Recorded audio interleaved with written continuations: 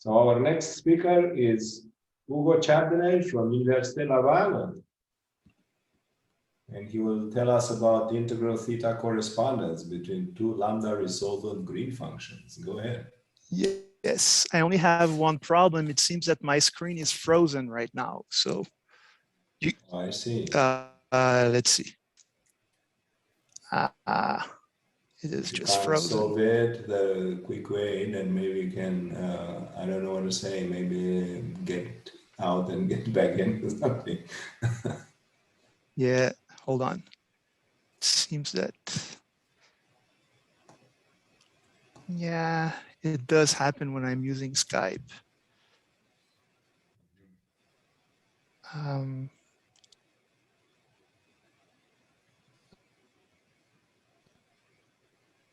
Let's see. Try to share again. Now we can see something. Like maybe to. Okay, hold on.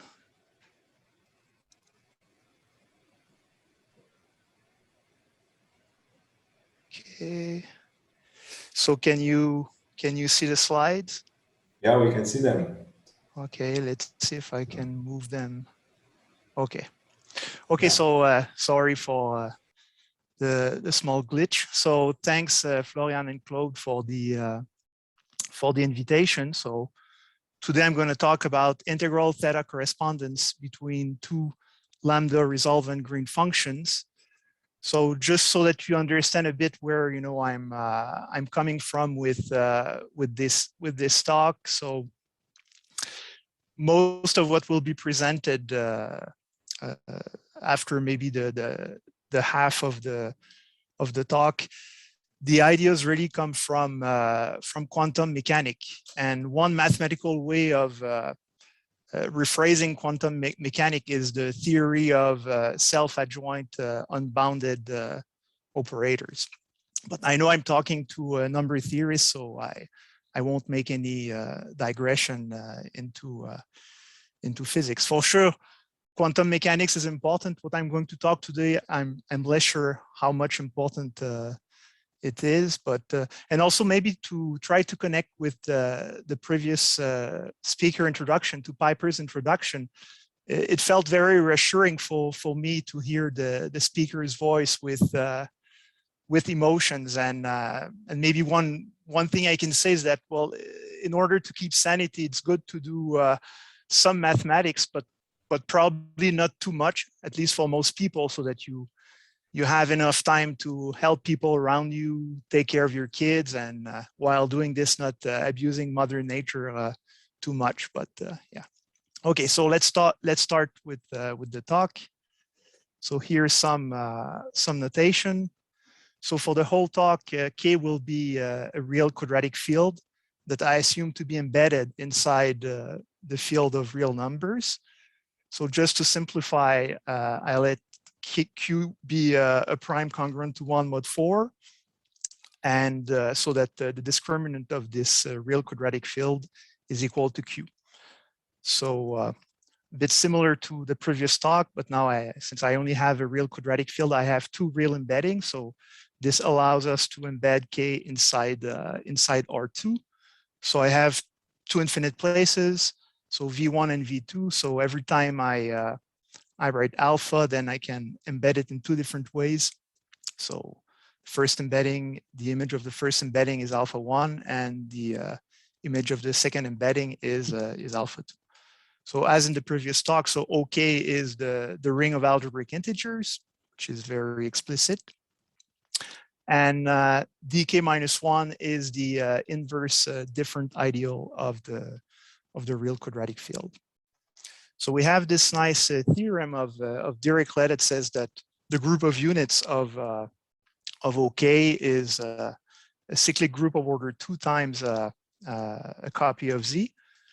And so what Dirichlet proved is that, in fact, the norm of this epsilon, the norm of this generator is negative, is equal to -1. So without loss of generality, I can assume that, say, epsilon 1 is bigger than 0 and epsilon 2 is smaller than 0. In fact, well, maybe I should, just to pin down uniquely epsilon 1, I should have said maybe that epsilon 1 is bigger than 1 and epsilon 2 less than 0. Okay, now I would like to talk about two constructions of algebraic points over K.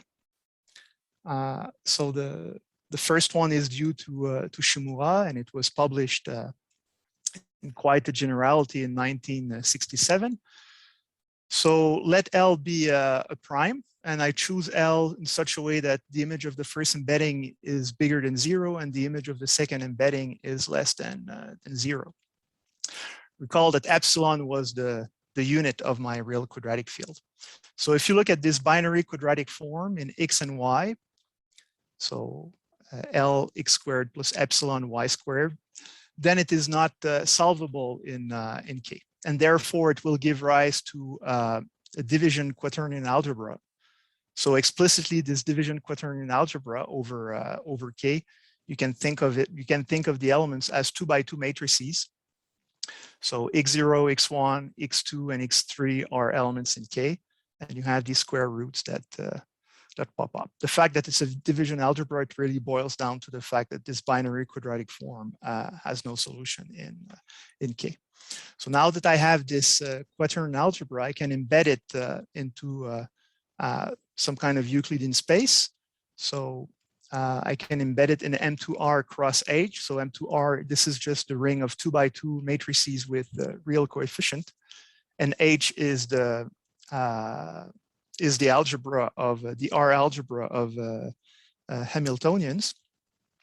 So it follows because of my definitions that the ramification, the primes that are ramified in B2 are the second place of my real quadratic field, so at infinity 2 if you want, and L, that was the prime that was chosen at the outset.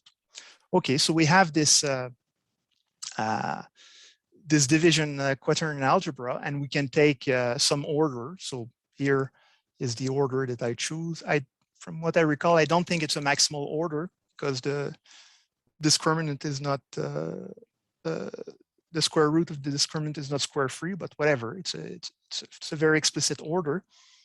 And then using the units of this order, you can construct discrete subgroups of SL2R. So I take all the units in O2 of reduced norm 1, and then I project on the first coordinate. So I project inside M2 of R.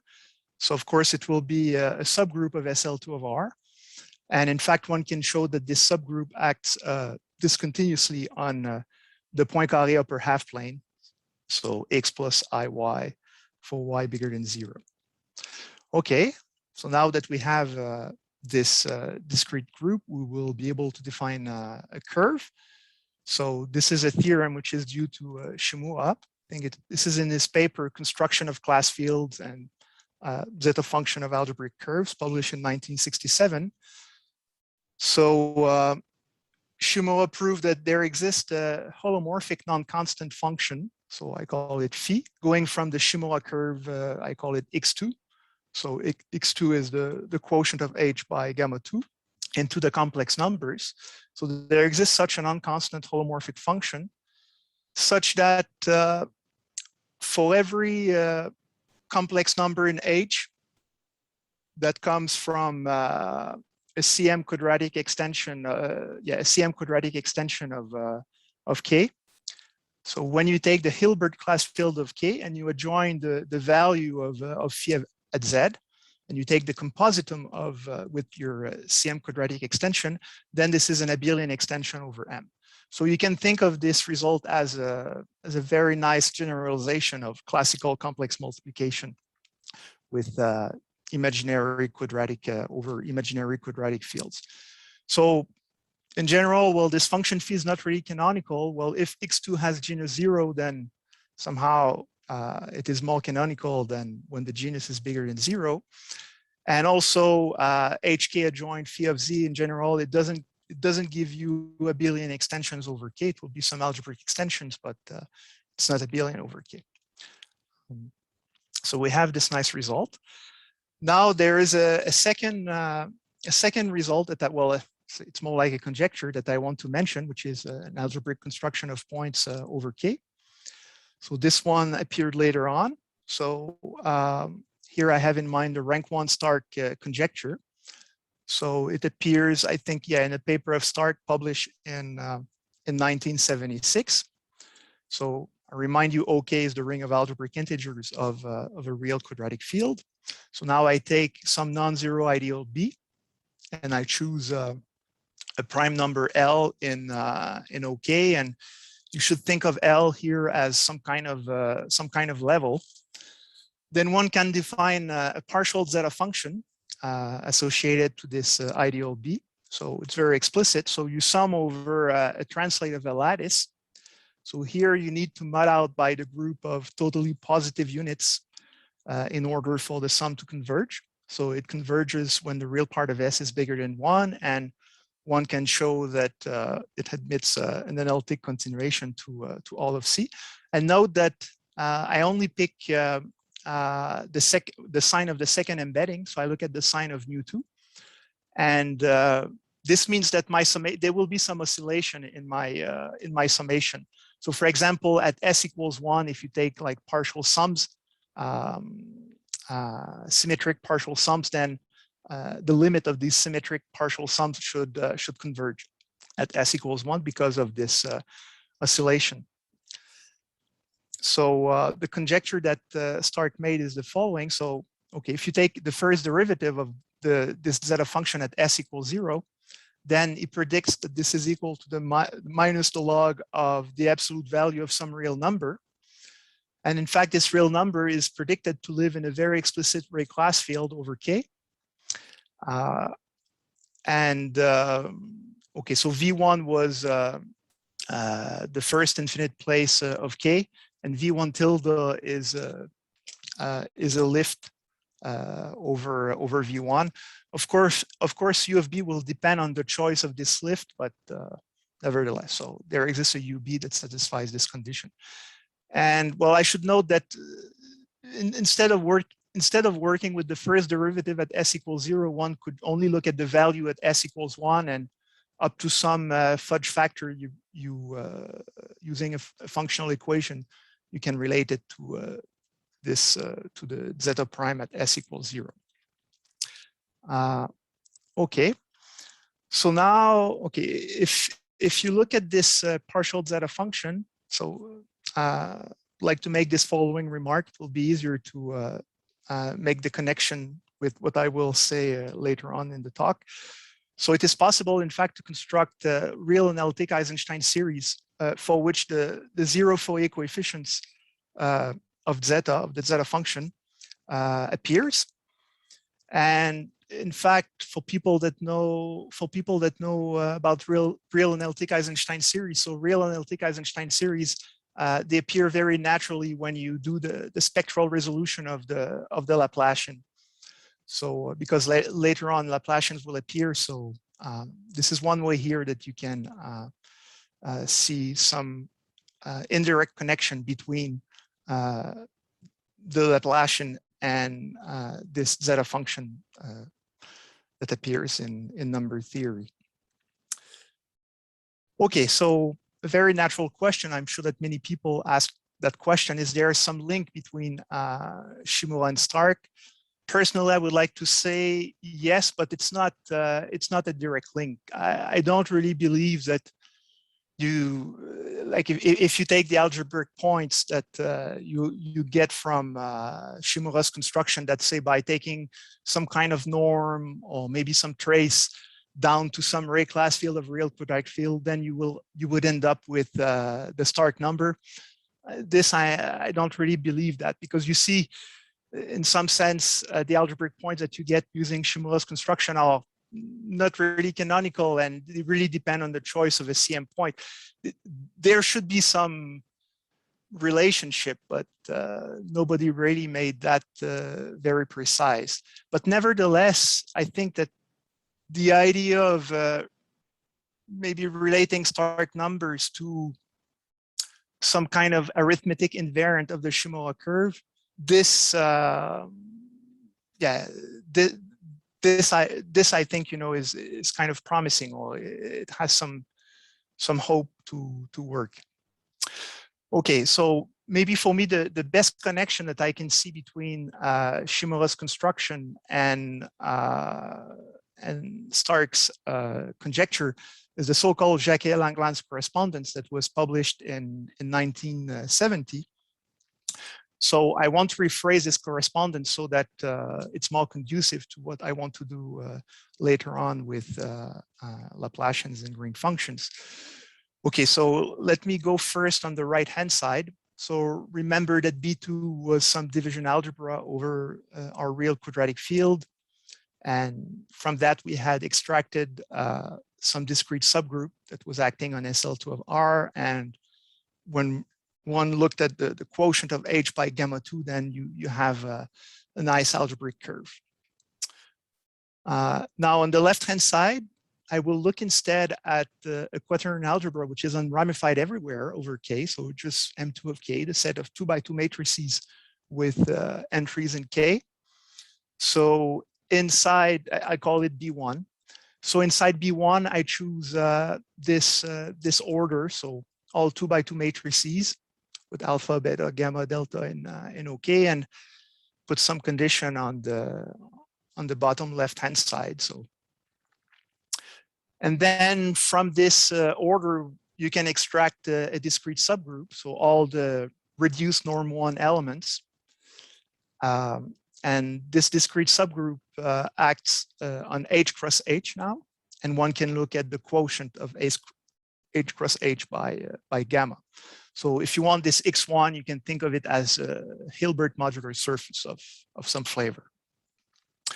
And what Jacquet-Langlands tells us is that there is a precise relationship between gamma 1 automorphic forms and gamma 2 automorphic forms. And here I want to phrase it in a way which is relevant for what I want to do next. Okay, so so now we will move to say the spectral side. So I have this Hilbert modular surface, and I want to attach to it a Hilbert space and a Laplacian type operator. So I look at the set of all functions from H cross H to C, which are invariant under the /1 operation, which is described here in the middle. And of course, because I want to have a Hilbert space, I need to take square integrable functions. So here, mu of tau is the usual volume form on H cross H. And look, just pay attention to the fact that the /1 action, it's only the second embedding that appears, which is closely related to the fact that the second embedding was ramified in the Ray class field extension that I mentioned earlier on. So now I want to define a full Laplacian on that will act on V1. So it's a sum of two partial Laplacians. So the first partial Laplacian in the variable tau1 and a second partial Laplacian in the variable tau2. So D0 tau1 is given explicitly just the usual hyperbolic Laplacian. And here I normalize everything so that it is a positive definite. And in tau2, because of this action, this is this operator. So one can show that delta 1 is an unbounded, essentially self-adjoint operator. It will have a continuous spectrum and some discrete spectrum. So you have like atoms, you have like atomic points of the spectrum that correspond to isolated eigenform. And you also have a continuous part, which is obtained by the real analytic Eisenstein series, evaluated at S equals 1/2 plus IT. Okay, so this is a Hilbert space that one can associate to, say, the Hilbert modular surface, coming from my real quadratic field that I had at the beginning, okay? Now, on the compact Shimura curve, I want to associate another Hilbert space with a different Laplacian. So now I look at functions going from H to C that are invariant under the /2 action, which are again square integrable. So in this case, the volume form is given by this. And look at the /2 action. It's very similar to the /1, but now there is a minus sign here. And the relevant Laplacian for this, it's really just the Casimir operator. So this delta 2 in the variable z, it's given by that. So now the fact that the Shimura curve is compact, well, one can show that the resolvent of delta 2, the resolvent is, say, delta 2 minus lambda raised to the minus 1. So the resolvent, in fact, is a compact operator away from the spectrum of delta 2. So it means, in fact, it implies that delta 2 will have a discrete spectrum. So in this case, you don't get any continuous spectrum, so you don't have Eisenstein series. Okay. So one way to rephrase, well, the one aspect of the Jacquet-Langlands correspondence, or maybe even the Selberg trace formula, which is more the way I think about this, is that the spectrum of delta 2, which is discrete, is included inside the discrete spectrum of delta 1 acting on V1. Okay, so this is something quite interesting because a priori you have two different complex objects, but somehow the spectra are related in this fashion. Now, a key idea that maybe we can trace it back to Selberg and John Fay and Hejal is that this spectral or spectrum correspondence can be explicitly realized with the help of a Siegel function. And in fact, well, I didn't write it here, but you can do it for the whole family of eigenvectors for delta 2 acting on V2. And if you want to deal with the whole spectrum of delta 2, this is where you need to deal with what I call the lambda resolvent function, which is really some kind of analytic object that encapsulates all in once all the spectral, all the eigenfunctions of your operator. And of course, these they have been quite extensively used in classical quantum mechanics, like green functions. They appear all over the place in physics, but here I'm kind of using them for a number, for algebraic number theory purposes. Okay, so there was a title lambda resolvent green functions in my talk. So to each of these two Laplacians, so delta 1 and delta 2, one can associate green functions. So so G1, it will be a function going from H2 cross C to C. So here, this copy of C, think of it just as a spectral parameter. And basically, it is the integral kernel of the resolvent of delta 1. Okay, so delta 1 minus lambda to the minus 1. It's a well-behaved operator when lambda is away from the spectrum. And there is some nice explicit function that you can write down. It's some kind of Laplace transform of the heat kernel. And whenever you deal with symmetric spaces, we know that heat kernels exist. And then when you quotient the symmetric space by a discrete subgroup, you will have a nice green function. And for delta 2, I also have a green function. So this is just some kind of integral kernel of the resolvent of delta 2. And these functions are very explicit, so we can do computations actually with them. I didn't write them down because it's a bit messy, but you can write them down very explicitly. Okay, and now the Siegel theta function, I won't define everything, but just to give you the flavor. So remember that, okay, so what is Q here? This is just the determinant of my 2x2 matrices. Remember that we had this division quaternion algebra. You can look at the determinant of these 2x2 matrices, and it gives you a ternary quadratic form. And it takes value in OK, and then you have two embeddings. So in fact, you can view it as taking value in R cross R. Okay, so for every 4 quadruple, you have this 2x2 matrix, and roughly this Siegel theta function, you can write it explicitly as some kind of sum of exponential, and you have some function here that appears because of the weights that I've chosen. And everything converges nicely, and this is using in a key way the notion of majorant of Siegel. So Siegel found a way of making sense analytically of indefinite quadratic form using a majorant. And here I'm using, so if you choose the point V inside an orthogonal symmetric space associated to Q1, so the orthogonal space here is just O2, 2, then there are many ways of choosing a majorant, and there are as many ways of choosing a majorant as choosing a point in this symmetric space. Okay, and now, well, one key observation, it's a calculation which is not too difficult. I don't have a deep understanding of this. I mainly understand this from a computational point of view, but if there are people in the audience that have a deeper understanding of such identities, then I would be happy and glad to know. So one can show that this theta function that I wrote down, well, the delta 1 applied to tau, in fact, is equal to delta 2 applied to theta, that is equal to delta 2 applied to theta. And the fact that you have such an identity, plus what I would call the reproducing identities of the green functions, one can show such an equality, which is kind of interesting. So you have an integral over x1 of the first green function against the Siegel theta function, and this is equal to an integral of the second green function against the same theta function. Of course, you're not integrating over the same variables, but it's kind of interesting because it gives you a relationship between two automorphic objects on different objects. So on the left-hand side, we have a Hilbert modular surface. On the right-hand side, we have a compact Shimura curve.